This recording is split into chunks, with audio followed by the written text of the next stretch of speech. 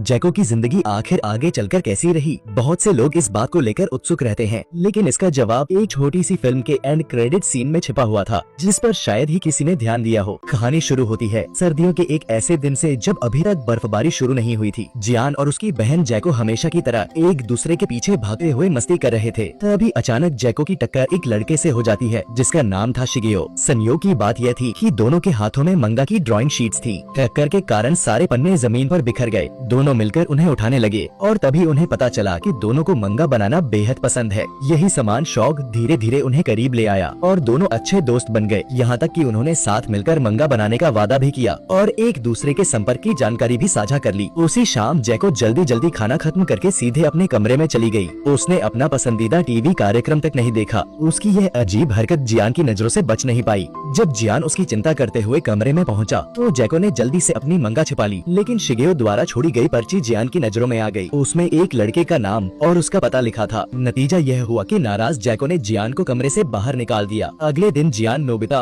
और डोरेमोन के पास पहुंचा। उसने उन्हें पूरी बात बताई और कहा कि उसे डर है कि कहीं उसकी बहन किसी गलत इंसान के संपर्क में न आ जाए, क्योंकि बचपन में कुछ लड़कों ने जैको को परेशान किया था और उसकी ड्राइंग कॉपी तक फाड़ दी थी। इसलिए जियान पहले खुद शिगेओ के बारे में जानना चाहता था। उसकी मदद के लिए डोरेमोन ने अपना एक गैजेट निकाला, जिसकी मदद से किसी भी इंसान को ढूंढा जा सकता था। कुछ समय बाद जियान की मुलाकात शिगेओ से हुई। उससे बात करने के बाद उसे एहसास हुआ कि शिगेओ सिर्फ अच्छा और विनम्र इंसान ही नहीं था, बल्कि वह दिल से जैको की कला की भी तारीफ करता था। ये जानकर जियान बहुत खुश हुआ और उसने फैसला किया कि वह अपनी बहन का पूरा साथ देगा। हालांकि जैको अपने भाई के अचानक बदले हुए व्यवहार को देखकर हैरान थी। अब जियान समय समय पर अपनी बहन के लिए चाय और स्नैक्स लेकर आने लगा, लेकिन जैको के मन में कई उलझनें चल रही थी और वह अपनी मंगा को लेकर तनाव में थी। ऐसे में जियान की जरूरत से ज्यादा चिंता उसे और परेशान करने लगी। एक दिन जियान अपनी बहन का हौसला बढ़ाने की कोशिश करता है, लेकिन गलती से उसके मुंह से निकल जाता है कि वह शिगेओ से मिल चुका है। जैको को लगा कि उसका भाई उसकी जिंदगी में बेवजह दखल दे रहा है। आखिर उसका भाई हमेशा से थोड़ा रूखा और बेपरवाह स्वभाव का था।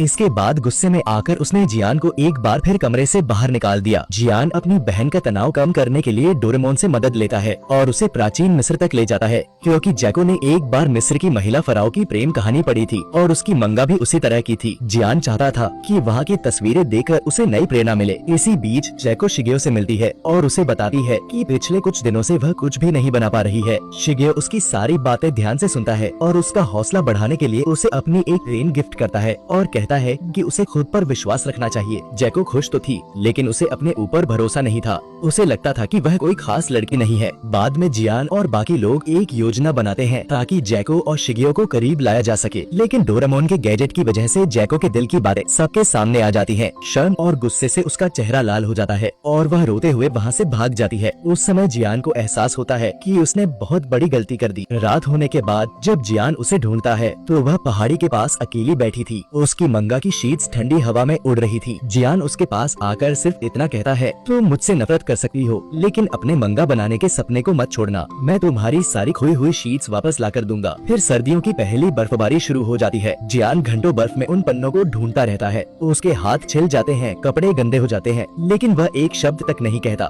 आखिरकार जैको को एहसास होता है कि उसका भाई हमेशा से उसकी परवाह करता था। वह दौड़ते हुए बाहर आती है और जियान को गले लगाकर कहती है, अब ढूंढने की जरूरत नहीं है, मैं इन्हें दोबारा बना लूंगी। उस पल दोनों भाई बहन के बीच की गलतफहमियां खत्म हो जाती हैं।